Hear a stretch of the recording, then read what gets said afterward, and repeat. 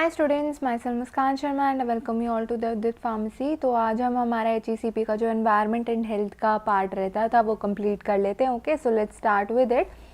सबसे पहले हमारे पास टॉपिक है कि different methods of purification of water, कि कैसे हम वेरियस तरीक़ों से प्यूरिफाई कर सकते हैं वाटर को। ठीक है, ओके। तो क्या है methods of purification of water. सबसे पहले बात करें स्मॉल स्केल पर, छोटे लेवल पे, अगर हमें थोड़े लेवल पे पानी थोड़ा सा ही हमें प्यूरिफाई करना है तो हम बॉईल कर सकते हैं, केमिकल्स यूज़ कर सकते हैं, bleaching powder, KMNO, okay, and filtration का यूज़ कर सकते हैं। अगर लार्ज स्केल पे करना है तो स्टोरेज, क्लोरीनेशन और फिल्ट्रेशन की हेल्प से हम पानी को प्यूरिफाई कर सकते हैं। ओके, अब हमारे पास design and mechanism of septic tank, की जो सेप्टिक टैंक है उसका डिज़ाइन क्या होता है, कैसा बना होता है, क्या मैकेनिज्म उसमें फॉलो होता है। ठीक है, तो सेप्टिक टैंक क्या है, एक सीवेज है, बेसिकली सीवेज सेटलिंग टैंक है, जिसमें जो सीवेज है, गंद है, वो सेटल डाउन हो जाता है। ठीक है, in which household waste water है और एक्सक्रीटा है, हम उसे डिस्पोज ऑफ करते हैं। ठीक है, जैसे ही सीवेज एंटर होता है टैंक में तो सेडिमेंटेशन हो जाती है। सेडिमेंटेशन क्या होता है, मतलब जो हेवी चीज़ें होती हैं वो बैठ जाती हैं नीचे। ठीक है, a septic tank should have a minimum capacity of 2 lakh litre. कितनी कैपेसिटी होनी चाहिए, 2 लाख लीटर की उसमें कैपेसिटी होनी चाहिए। ठीक है, वेरी बिग कम्युनिटीज़ के लिए सूटेबल नहीं होता है। ये रेक्टेंगुलर होता है, कैसा होता है, रेक्टेंगुलर होता है। ठीक है, water is filled in the septic tanks, height of the water column is 1 to 1.5 metre तक इसकी हाइट होती है वाटर के अंदर। ठीक है, एक इनलेट होता है और एक आउटलेट पाइप होता है above the water level and air space above the water level। ठीक है, कवर ऑफ सीमेंट, ऊपर से कवर होता है एक सीमेंट का। ठीक है, और एक टॉप पर मैन होल होता है, छोटा सा मैन होल को भी किसी और लिड से कवर किया होता है। ठीक है, जैसे कि ये है, ये हमारा स्लज, देखो ये जो ऊपर पानी हमने डाला, ठीक है, तो वो जितना भी हैवी पार्टिकल थे वो नीचे सेटल डाउन हो गए, लिक्विड ऊपर ही रह गया। ये एक आउटलेट सोर्स है बाहर निकलने के लिए, एक इनलेट सोर्स है अंदर जाने के लिए। ठीक है, फिर एक मैन होल है, ओके, और ये एयर स्पेस हो गया बीच वाला। ठीक है, मैकेनिज्म क्या है, the mechanism of septic tank is anaerobic digestion of the contents. क्या है, एनारोबिक डाइजेशन इनका क्या है, प्रिंसिपल है। ठीक है, the heavy solid settle down, जितने भी भारी सॉलिड है वो नीचे बैठ जाते हैं। ठीक है, और डिकम्पोज हो जाते हैं बाय एनारोबिक बैक्टीरिया, जिसकी वजह से रिडक्शन हो जाती है उनकी वॉल्यूम में और वो थोड़े हार्मलेस बन जाते हैं। ठीक है, जो सॉलिड बॉटम सबसे नीचे पड़ा होता है उसे हम क्या बोलते हैं, स्लज। पीछे पड़ा था ना हमने, इसको क्या बोलते हैं, स्लज बोलते हैं। ठीक है, the fatty and the greasy substance rise to the water surface above and is passed out through the outlet pipe. जो भी फैटी या फिर ग्रीसी सब्सटेंस है जो वाटर लेवल के ऊपर ऊपर आ जाता है तो वो आउटलेट पाइप से बाहर निकल जाता है। ठीक है, since the supernatant liquid effluent contains microorganism ova, it is allowed to be collected in trenches. ठीक है, जो सुपरनेटेंट लिक्विड है, जो बचा हुआ लिक्विड एफ्लुएंट है, ठीक है, उसमें माइक्रो ऑर्गेनिजम्स ओवा अभी भी प्रेजेंट है, तो उन्हें ट्रेंचेस में, गड्ढों में इकट्ठा होना मतलब अलाउड कर दिया जाता है कि वहाँ कलेक्ट हो सकते हैं। ठीक है, फिर उन्हें सॉइल में स्प्रेड कर दिया जाता है, माइक्रो ऑर्गेनिज्म डाई आउट हो जाते हैं और जो ऑर्गेनिक मैटर है वो ऑक्सीडाइज हो जाता है। ठीक है, इस स्टेज को हम बोलते हैं एरोबिक डिकम्पोजिशन, क्योंकि अब बाहर खुले में आ गया तो एरोबिक मतलब ऑक्सीजन की इन्वॉल्वमेंट होगी ना यहाँ पे। ठीक है, the sludge from the bottom is removed every year, जो हर साल क्या करते हैं, स्लज है जो नीचे इकट्ठा हो जाता है, जो बैठ जाती हैं चीज़ें, उसे रिमूव कर देते हैं। ठीक है, as more sludge interfaces with the working of the tank, क्योंकि अगर वो भरता जाएगा, ऊपर ऊपर इकट्ठा होता जाएगा तो वर्क ही नहीं कर पाएगा ना टैंक, इसलिए उन्हें टाइम टू टाइम हम उन्हें रिमूव करते रहते हैं। ठीक है, फिर जो स्लज है उसे भी गड्ढों में, ट्रेंचेज होते हैं गड्ढे, उनमें बरी कर देते हैं। ठीक है, अब हमारे पास methods use for purification of water on small scale, छोटे लेवल पे पीछे पड़ चुके थे, बॉइलिंग था, केमिकल डिसइंफेक्शन एंड फिल्ट्रेशन है। एक एक करके देख लेते हैं। बॉइलिंग वाटर 10 मिनट्स के लिए किल कर देता है जितने भी उसमें लाइव माइक्रो ऑर्गेनिजम्स होते हैं या उनके स्पोर्स होते हैं, और जो वाटर है वो स्टेराइल बन जाता है। ठीक है, कुछ सॉल्ट्स प्रेजेंट होते हैं वाटर में जो कि प्रेसिपिटेट हो जाते हैं and hence there is a little change in taste में भी चेंज आ जाता है। ठीक है, that is it also remove temporary hardness of, जो टेम्प्रेरी हार्डनेस है पानी की वो भी ये रिमूव कर देता है। ठीक है, water should be boil preferably in same container, जिस उसी में आप बॉईल करो पानी जिसमें आपको उसे स्टोर करना है, क्योंकि अगर आप किसी और में स्टोर करोगे फिर वो कंटामिनेशन का चांस हो जाएगा कि एक अपने फॉर सपोज पतीले में उसे गर्म किया, फिर दूसरे पतीले में करो, क्या पता दूसरा पतीला ख़राब हो और कंटामिनेशन हो जाए एयर से, तो इसीलिए उसी कंटेनर में आप उसे बॉईल करो जिसमें आपको उसे रखना है। ठीक है, फिर हमारे पास केमिकल डिसइंफेक्शन। केमिकल डिसइंफेक्शन में क्या आता है, ब्लीचिंग पाउडर और क्लोरीनेटेड लाइम आता है सबसे पहले। फ्रेश सैंपल लेंगे ब्लीचिंग पाउडर का जिसमें 33% क्लोरीन होता है, और if chlorine is 25% it is acceptable for disinfection of water. अगर 25% है तो हम उसे एक्सेप्टेबल मानते हैं, ठीक है। To make bleaching powder more stable बनाने के लिए उसमें हम लाइम नींबू भी ऐड कर देते हैं, and such sample is called stabilised bleach बोलते हैं उसको, ठीक है। ब्लीचिंग पाउडर इज स्टोर्ड एक ड्राई, कूल और डार्क प्लेस पे हम उसे स्टोर करके रखते हैं टाइट कंटेनर के अंदर। Amount of bleaching powder needed 1 cubic metre water के लिए 2.3 ग्राम चाहिए होता है bleaching powder, which leave 0.5 mg chlorine per litre of water after 1 hour contact, ठीक है। तो क्या होता है, कितना ब्लीचिंग पाउडर हमें चाहिए होता है, अगर 1 क्यूबिक मीटर पानी के लिए हमें कितना चाहिए, 2.3 ग्राम ब्लीचिंग पाउडर की रिक्वायरमेंट होती है, ठीक है।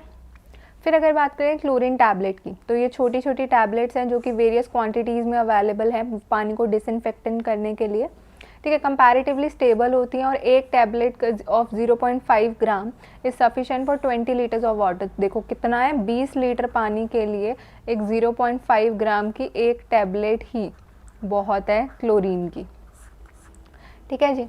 फिर है iodine.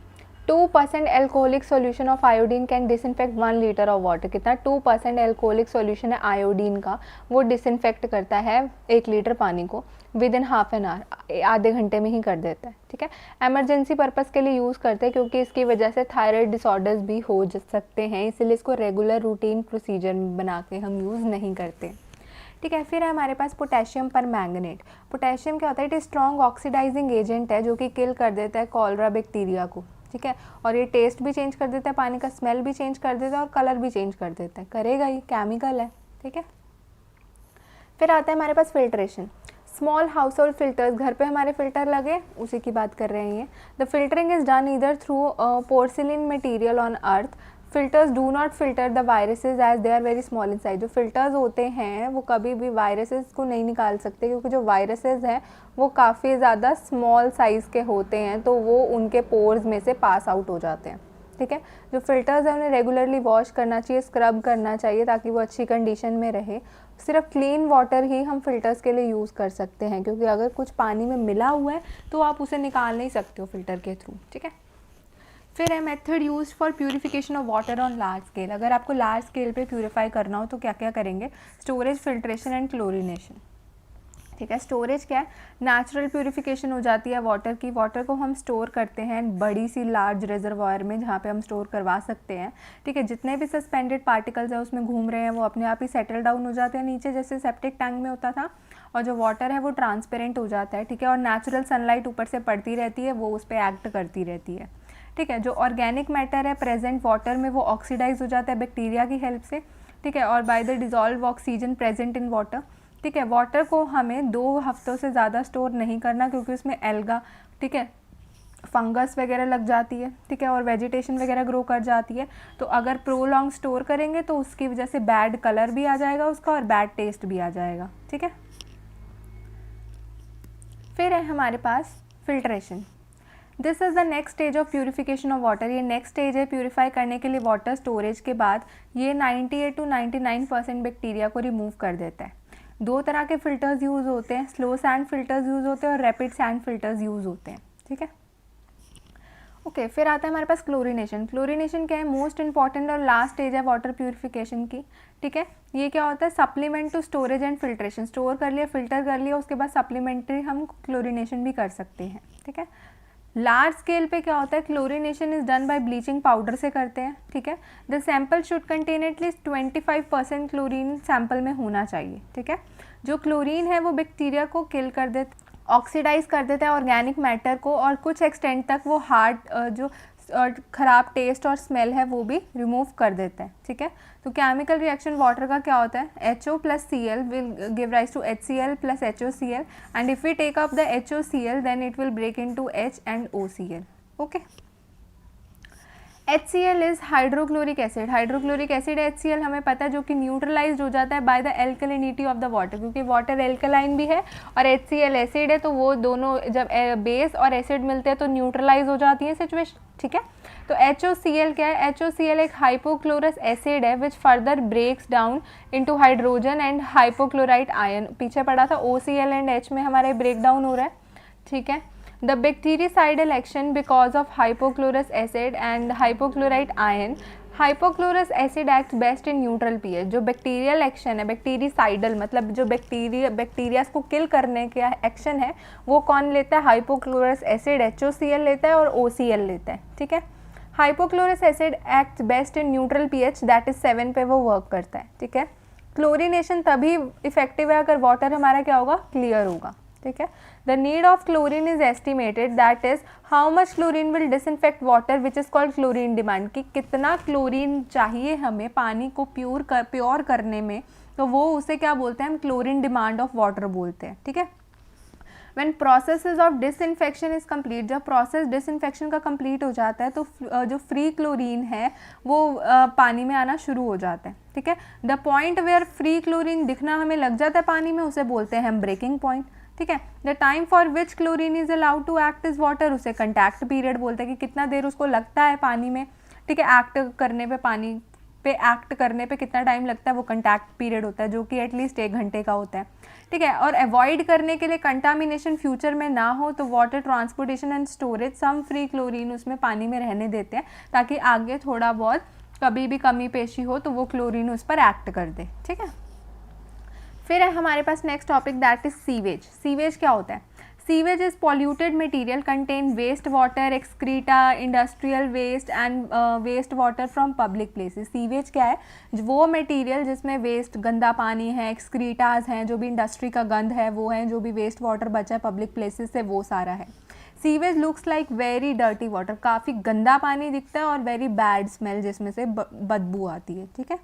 Sewage is a water that contain 0.1% solid. Sewage कौन सा होता है? वो पानी होता है जिसमें एटलीस्ट 0.1% सॉलिड होता है, ठीक है।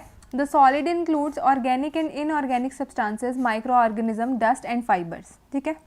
The organic matter partly decomposes naturally during the passage by the action of bacteria present in it and thus it is foul smelling. तो क्या होता है? जो भी ऑर्गेनिक मैटर इसमें प्रेजेंट होता है वो डिकम्पोज हो जाता है नेचुरली, ठीक है, बाय बैक्टीरियाज वहाँ पे जो प्रेजेंट है, जिसकी वजह से गंदी स्मेल उसमें से आने लग जाती है, ठीक है। फिर है हमारे पास sewage treatment. In modern sewage plant certain biological and chemical changes takes place. Modern sewage plants में काफ़ी सारे बायोलॉजिकल और केमिकल चेंजेस भी होते हैं, ठीक है। द प्रोसेसेस आर एरोबिक और एनारोबिक डिकम्पोजिशन भी होता है उनमें। जो कौन करता है? जो भी बैक्टीरिया उसमें प्रेजेंट होता है, ठीक है। जो बिग सॉलिड पार्टिकल्स है वो रिमूव होते हैं स्क्रीनिंग की हेल्प से और सेडिमेंटेशन की हेल्प से, ठीक है। सीवेज ट्रीटमेंट में मेनली 2 स्टेप्स आते हैं, एक तो प्राइमरी ट्रीटमेंट आता है और एक सेकेंडरी ट्रीटमेंट आता है। प्राइमरी ट्रीटमेंट में क्या होता है? रिमूव करना जो भी बिग सॉलिड पार्टिकल्स हैं उनको सेडिमेंट करना और साथ ही साथ एनारोबिक रेस्पिरेशन के हेल्प से उन्हें ब्रेक डाउन करना, ठीक है। 2 डिफरेंट स्टेप्स में होता है ये। एक तो होता है स्क्रीनिंग। स्क्रीनिंग में क्या है? The sewage from public sewer, जो भी गंद है पब्लिक सीवर से, ठीक है, वो पास होता है एक स्पेशल स्क्रीन से, जिसकी वजह से जो भी फ्लोटिंग चीज़ें हैं जैसे वुड हो गया, डेड एनिमल है या कोई बड़ा ऑब्जेक्ट है वो रिमूव हो जाते हैं, छन जाता है, ठीक है, मटेरियल। फिर है हमारे पास grit settling chamber. Grit settling chamber में क्या है? जो स्क्रीन सीवेज था, जो स्क्रीन करके हमने पास कर लिया है, उसे हम एक लॉन्ग चैम्बर से पास करते हैं, 10 से 12 मीटर का होता है लेंथ में, स्लोली करते हैं, सो दैट यहाँ पे आएगा, सो दैट हैवी पार्टिकल्स हैं, जो सैंड है, स्मॉल स्टोन्स हैं, ठीक है, कंकड़ है, उसमें जो ग्रिट है वो सारा क्या हो जाए? सेटल डाउन हो जाए बॉटम पे, ठीक है। जो सेटल्ड मटेरियल है उसे रिमूव कर देते हैं चेम्बर से और डिस्पोज ऑफ कर देते हैं, उसे बरी कर देते हैं, ठीक है। Primary sedimentation tank is used for the purpose to separate effluents and sludge. Effluents कौन सा? जो ऊपर पानी रह जाता है वो, और स्लज क्या है? जो नीचे बैठ जाती हैं चीज़ें, वो होता है, ठीक है। एफ्लुएंट को भेजते हैं सेकेंडरी ट्रीटमेंट के लिए, स्लज है उसे तो निकाल के ट्रेंचेस में फेंक देते हैं, ठीक है। सेकेंडरी ट्रीटमेंट में क्या होता है? जो एफ्लुएंट्स है, जो बचा हुआ पानी है, उसे ट्रीट करते हैं एंटी माइक्रोबियल एजेंट से, ताकि उसमें जितने भी माइक्रोब्स हैं वो किल हो जाएं और फिर उन्हें रिवर में हम भेज दें, ठीक है। फिर है हमारे पास solid waste and refuse. Solid waste क्या है और refuse is the unwanted waste. जो भी अनवांटेड गंद है इंडस्ट्रीज़ का, हाउस का, गलियों का, एग्रीकल्चर से, उसे बोलते हैं हम सॉलिड वेस्ट या रिफ्यूज़, ठीक है। रिफ्यूज़ क्या होता है, हार्मफुल टू ह्यूमन हेल्थ होता है, क्योंकि इसमें जो डिकम्पोज होता है और फर्मेंट होता है तो उसकी वजह से फ्लाइज आती है, मक्खियाँ आती हैं, वहाँ पे रोडेंट्स आते हैं, वहाँ पे पिग्स आते हैं और अदर एनिमल्स आते हैं, जो कि फिर 100 तरह की बीमारियाँ कॉज करते हैं। ठीक है। Therefore refuse should be collected एक सैनिटरी मैनर में, एक साफ़ सुथरे तरीके से उन्हें कलेक्ट करना चाहिए, उन्हें ट्रांसपोर्ट करना चाहिए और उन्हें डिस्पोज ऑफ करना चाहिए जितना जल्दी हो सके उतना जल्दी, ताकि हमें बीमारियों से बच सके और एनवायरनमेंट पॉल्यूशन ना हो। ठीक है। फिर है सोर्सेज ऑफ रिफ्यूज़, गंद कहाँ कहाँ से इकट्ठा होता है। एक तो स्ट्रीट, गलियों से, ठीक है, जैसे किसी ने गली साफ़ करी तब हो गया। मार्केट रिफ्यूज़, कोई रोटन फ्रूट्स हो गए, वेजिटेबल्स हो गए सड़े हुए, ठीक है, लीव्स हो गए, एनिमल ड्रॉपिंग्स हो गए वो। इंडस्ट्रीज रिफ्यूज़, जो इंडस्ट्री से गंद आ रहे, डोमेस्टिक घर का एशेज़ हो गए, paper, metal, wood, glass, dust, garbage, ये सारा सामान हो गया। ठीक है। फिर है hazards of solid waste accumulation, कि क्या हैज़ार्ड्स, क्या दिक्कतें हो सकती हैं अगर हमने उस वेस्ट को एक्यूमुलेट मतलब इकट्ठा होने दिया। ठीक है। Fermentation of organic matter gives bad odour, गंदी स्मेल आने लग जाएगी अगर हम गंद को इकट्ठा होने देंगे। ठीक है। और फ्लाई, वहाँ पे मक्खियाँ आने लग जाएंगी। ठीक है। और रैट्स, ठीक है, चूहे आ गए, मक्खियाँ आ गई, जो कि फिर बीमारियाँ करेंगे हमें। एयर पॉल्यूशन के चांसेस हो सकते हैं। ठीक है। वाटर पॉल्यूशन के चांसेस हो सकते हैं अगर बरसात वगैरह आ गई और वो मिल गया पानी में, है ना, तो ये हैज़ार्ड्स हो सकते हैं। अब हम डिस्पोजल, कैसे उसको डिस्पोज ऑफ कर सकते हैं सॉलिड वेस्ट और रिफ्यूज़ को। डंपिंग, कहीं डंप कराएं, मैन्योर पिट्स बना लिए, जला दिया, सैनिटरी लैंड फिलिंग कर दी, कंपोजिशन कर दिया या बरियल कर दिया, हमने उसका बरी कर दिया। ठीक है। एक एक करके पढ़ लेते हैं इनके बारे में। डंपिंग क्या होता है, जो रिफ्यूज़ डंप कर रहे हैं लो एरियाज़ में, जैसे ऐसे गड्ढा सा नहीं होता, ऐसे में डंप कर रहे हैं हम। ठीक है। पिट बना देते हैं एक सरफेस लेवल का। ठीक है। अगर सूखा कचरा है हमारे पास तो उसके लिए ये मेथड बेस्ट होता है। ठीक है। इसको ज़्यादा प्रेफर नहीं करा जाता क्योंकि ये पब्लिक न्यूसेंस क्रिएट कर देता है, वहाँ पे इंसेक्ट्स आ जाते हैं, एनिमल्स आ जाते हैं और एयर और वाटर पॉल्यूशन भी हो जाता है उससे। ठीक है। फिर आता है manure pits, they can be used at household level पे, हम उसे यूज़ कर देते हैं। हर हाउस में एक मैन्योर पिट होना चाहिए और रिफ्यूज़ हर तरह का उसमें क्या होना चाहिए, कलेक्ट होना चाहिए, उसमें डाल देना चाहिए और ऊपर से अर्थ से उसे कवर कर देना चाहिए शाम को। ठीक है। जब पिट हमारा फुली कवर हो जाए अर्थ से तो उसे 6 महीने के लिए रख देते हैं, तो जिसकी वजह से मैन्योर प्रोडक्शन हो जाती है, खाद बन जाती है, जो कि हम अपने एग्रीकल्चर पर्पसेस के लिए यूज़ कर सकते हैं। ठीक है। फिर है बर्निंग, बर्निंग को हम क्या इंसिनरेशन भी बोलते हैं। ठीक है। ये हॉस्पिटल रिफ्यूज, जो हॉस्पिटल से गंद इकट्ठा होता है उसके लिए बहुत अच्छा है ये। इसके लिए स्पेस होना चाहिए और स्पेशल इक्विपमेंट होना चाहिए जिसको हम इंसिनरेटर बोलते हैं। ठीक है। ये होलो सिलेंडर होना चाहिए जो कि मेटल का बना होना चाहिए। ठीक है।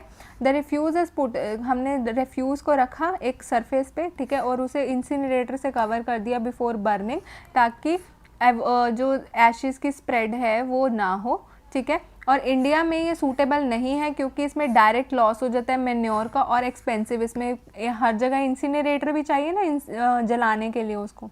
ठीक है। फिर है सैनिटरी लैंड फिलिंग, तो इसमें क्या एक ट्रेंच, एक गड्ढा खोदते हैं, तो रिफ्यूज़ उसमें डालते हैं ट्रेंच में और उसे अर्थ से कवर कर देते हैं हर दिन। ठीक है। जब ट्रेंच नियर बाय फुल हो जाता है तो उसे फिर से अर्थ से प्रॉपरली कवर करके पैक कर देते हैं। ठीक है। और sometimes alternate layer of refuse हम भी कर देते हैं, ऊपर से और कुछ भी डाल देते हैं जब तक वो फुल नहीं हो जाता। ठीक है। जब पूरा अच्छा से कवर हो गया, फुल हो गया, हमने उसे कवर कर दिया, फिर केमिकल और बैक्टीरियोलॉजिकल प्रोसेसेस की वजह से जो डिकम्पोज है, जो ऑलरेडी रिफ्यूज़ हमने कर रखा है, ठीक है, वो क्या हो जाएगा, उसमें हीट जनरेट हो जाएगी। ठीक है। जो टेम्परेचर है वो राइज़ हो जाएगा over 60 degree Celsius within a week और कूल डाउन हो जाएगा 15 से 20 दिन में। ठीक है। फिर वो फुली डिकम्पोज हो जाएगा और 6 महीने के एंड में वो मैन्योर बन जाएगा। ठीक है। और फिर हम उसको एग्रीकल्चर पर्पसेस के लिए यूज़ कर सकते हैं। ठीक है। फिर आता है कंपोस्टिंग। कंपोस्टिंग में क्या है, इन दिस मेथड रिफ्यूज़ और एक्सक्रीटा है उसे डिस्पोज कर देते हैं इकट्ठे ही। ठीक है। The basic principle is that when the refuse और एक्सक्रीटा एक पिट में उन्हें डाल दिया और अर्थ से कवर कर दिया तो वहाँ पे एनारोबिक डिकम्पोजिशन हो जाएगी और डिसीज़ प्रोड्यूसिंग ऑर्गेनिज्म भी मर जाएंगे हीट की वजह से और अल्टीमेटली हमें कंपोस्ट मिल जाएगी, जो भी हम मैन्योर के खाद के पर्पज़ के लिए हम इसे यूज़ कर सकते हैं और इस खाद को हम एग्रीकल्चर पर्पसेस के लिए यूज़ कर सकते हैं। ठीक है। फिर लास्ट है बुरियल। ब्यूरियल में क्या है, इन दिस मेथड जो एक गड्ढा खोदा, हमने रिफ्यूज़ उसमें डाला और उसे अर्थ से कवर कर दिया, जब वो फुली भर जाए तो उसे अर्थ से कवर कर दो और फिर दूसरा गड्ढा खोल लो, बरी हो गया। सिंपली आप ज़मीन में डाल रहे हो फिर उसको अच्छे से कवर कर दिया, फिर कहीं और खोद लिया, ये ऐसे होता है ब्यूरियल, ठीक है। तो ये मेथड्स थे कि कैसे कैसे हम जो वेस्ट हमारे घरों में, इंडस्ट्रीज़ में जनरेट हो रहा है उसे डिस्कार्ड कर सकते हैं, ठीक है। फिर है हमारे पास topic RCA latrine. RCA latrine क्या होता है? It is most accepted type design by research cum action. RCA क्या होता है? रिसर्च कम एक्शन प्रोजेक्ट था, एक गवर्नमेंट ऑफ इंडिया ने बनाया था, तो उसमें एक most accepted type of design तैयार हुआ था लैट्रिन का, जिसको बोलते हैं आरसीए लैट्रिन, ठीक है। इंपॉर्टेंट फीचर्स क्या क्या हैं इसके आरसीए लैट्रिन के? ये हैं कि लोकेशन कैसी होनी चाहिए, एक डग वेल होना चाहिए आरसीए लैट्रिन के लिए, to avoid all possibilities of ground water contamination in distance of minimum 15 metres should be kept away from any source of water. कोई भी पानी का सोर्स है उसको एटलीस्ट 15 मीटर दूर रखना है, क्योंकि जो लैट्रिन का जो एक्सक्रीटा वगैरह होगा वो ग्राउंड वाटर में ना मिले, इसके लिए, ठीक है। फीचर्स क्या है? एक होता है स्क्वैटिंग प्लेट होता है। हमारे घरों में जो इंडियन टॉयलेट होते हैं, स्क्वैट की पोजीशन में ही बैठ के डेफिकेशन होती है ना, तो स्क्वैटिंग प्लेट बिल्कुल वही चीज़ है, ठीक है। It is called squatting plate because Indians use squatting posture for defecation के लिए इंडियन जो है वो स्क्वैट का पोर्शन यूज़ करते हैं, ठीक है। It should have a square stage होना चाहिए, मिनिमम 90 सेंटीमीटर इंटू 90 सेंटीमीटर का, सीमेंट से लाइन होना चाहिए और एक स्लाइड स्लोप होना चाहिए टुवर्ड्स द सेंटर, ताकि क्लीनिंग पर्पज़ के लिए हम उसे यूज़ कर सकें, ठीक है। रेज्ड फुट रेस्ट होना चाहिए ताकि कंफर्टेबल पोजीशन बन सके, ठीक है। पैन होना चाहिए, it is रिसेप्टिकल of the faecal matter, जहाँ पे जाएगा यूरिन जाएगा, जहाँ पे वॉश वाटर जाएगा। ये ब्रॉड होना चाहिए पीछे से और नैरो होना चाहिए फ्रंट से। जो लेंथ है from front to back is 42.5 centimetre होना चाहिए और विड्थ कितना होना चाहिए? 20 सेंटीमीटर होना चाहिए और नैरोवेस्ट पोजीशन पे 12.5 सेंटीमीटर होना चाहिए, ठीक है। जो पैन है वो स्मूथ होना चाहिए, यूनिफॉर्म होना चाहिए, ठीक है, और उसकी फिनिश अच्छी होनी चाहिए और एक पीछे उसके होल भी होना चाहिए, ठीक है। फिर आता है ट्रैप। ट्रैप की एक बेंट पाइप होनी चाहिए 7.5 सेंटीमीटर डायमीटर की, वर्टिकल पोजीशन में अटैच होनी चाहिए पैन के साथ, ठीक है। ये वाटर होल्ड करके रख सके और water level is called as water seal बोलते हैं। जो इंडियन टॉयलेट्स में देखा होगा वाटर लेवल एक होल्ड होता है, तो उसे वाटर सील बोलते हैं, 2 सेंटीमीटर तक का होता है ये, ठीक है। फिर आता है कनेक्टिंग पाइप। जो बेंड एंड है ट्रैप का वो अटैच होना चाहिए कनेक्टिंग पाइप के साथ, जो same diameter that is 7.5 centimetre का ही होना चाहिए, जो कि फीसेस को कैरी कर सके डग वेल तक, ठीक है। द डग वेल है 75 सेंटीमीटर डायमीटर का होना चाहिए और 3 से 4 मीटर गहरा होना चाहिए। एक latrine without a connecting pipe construct करने से और dug well is just below the installation ये होना चाहिए, ठीक है। This is called direct RCA latrine बोलते हैं। Latrine with the connecting pipe is called indirect. अगर कनेक्टिंग पाइप नहीं है किसी लैट्रिन में तो उसे हम इनडायरेक्ट आरसीए लैट्रिन बोलते हैं, ठीक है। जैसे कि ये है, ये हो गया स्क्वाटिंग प्लेट 90 बाय 90 का, ठीक है। ये हमारा क्या हो गया? ट्रैप हो गया एक, जहाँ पे यहाँ पानी लेवल मेंटेन होता है इतना, ठीक है। और ये हमारा क्या हो गया? Indirect RCA latrine squatting plate, ठीक है। मतलब ये स्क्वाटिंग प्लेट हो गई और ये इनडायरेक्ट वाली हो गई, ठीक है। अब है हमारे पास next topic that is wells. Wells कुएँ, ठीक है। वेल्स को क्लासिफाई करा जाता है shallow well, sanitary well, tube well और डग वेल। 4 में किया जाता है, shallow well, sanitary well, tube well and dug well. Shallow well की बात करें तो shallow well is one which provides water from the first impervious layer. जो फर्स्ट इम्प्रीवियस लेयर है ग्राउंड की, ठीक है, उससे अगर पानी देता है तो उसे शैलो वेल बोलते हैं, ठीक है। और जो डीप वेल होता है वो below the first impervious layer से जब आता है तो उसे डीप वेल बोलते हैं, ठीक है। फिर आता है सैनिटरी वेल। सैनिटरी वेल के फीचर्स क्या होते हैं? जितने भी कच्चा वेल्स हैं उन्हें मेड करना चाहिए पक्का by providing N impervious lining at least 20 feet deep. उनको इतना मजबूत कर देना चाहिए, उन्हें एक एक्स्ट्रा लेयर प्रोवाइड कर देनी चाहिए सैनिटरी वेल बनाने के लिए, ठीक है। Location of well should not be very near to the living place. रहने वाली जगहों के बिल्कुल पास नहीं होना चाहिए और ज़्यादा दूर भी नहीं होना चाहिए। डिस्टेंस एटलीस्ट 15 से 100 मीटर तक का होना चाहिए। वेल एलिवेटेड होना चाहिए ग्राउंड से ताकि कंटामिनेशन ना हो बारिश के टाइम पर, ठीक है। जो लाइनिंग है वेल की वो रेज होनी चाहिए 2 से 3 फीट की above the ground and a cement concrete platform भी बना होना चाहिए ताकि 1 मीटर रेडियस में खड़े हो सके, ठीक है। हर वेल में एक हैंड पंप होना चाहिए वाटर को लिफ्ट करने के लिए। सेफ्टी और portability of sanitary well water depends on behaviour user community, कि कैसे उसके आसपास कम्युनिटी में लोग हैं तो वो उसके अकॉर्डिंग उसका डिपेंड करता है कि कैसे मतलब वो सेफ़ होगा, पानी कितना साफ़ सुथरा होगा, ठीक है। ट्यूबवेल्स क्या होता है, ये भी हमारे शैलो और डीप वेल की तरह हैं, जिनमें एक पंप फिट करा होता है जिनको हम हैंड पंप बोलते हैं, ठीक है। जो डीप ट्यूबवेल्स होते हैं वो water through out the year देते हैं और रेनफॉल पे डिपेंड नहीं करते, वरना जनरली जो वेल्स हैं या ग्राउंड वाटर है वो किस पे डिपेंड करता है, रेनफॉल पे डिपेंड करता है। बट ये क्या है, ट्यूबवेल इसमें पंप लगा होता है तो ये पानी को ऊपर खींच लेता है ईजिली, ठीक है। फिर है हमारे पास next topic that is ventilation. Ventilation क्या है, ventilation is the change of air, exchange होना एयर का एक रूम में बाहर की एयर से, ठीक है, ताकि एक प्रॉपर टेम्परेचर मेंटेन हो सके, ह्यूमिडिटी रहे, ठीक है। वेंटिलेशन होता है we can call it in Hindi कि आना जाना एयर का किसी रूम में से, ठीक है।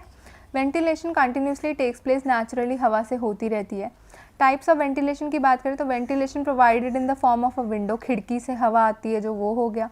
क्रॉस वेंटिलेशन क्या होगी, when the windows and doors are facing each other and if the wind blows from one it can easily pass through the other. मतलब अगर खिड़कियाँ और दरवाजे आमने सामने दीवार पे हैं तो खिड़की में से हवा आ रही है, फिर दरवाजे में से पास हो जाएगी, और जो दरवाजे में से आ रही है वो खिड़की में से पास हो जाएगी, तो ये हो गया ना क्रॉस वेंटिलेशन, ठीक है।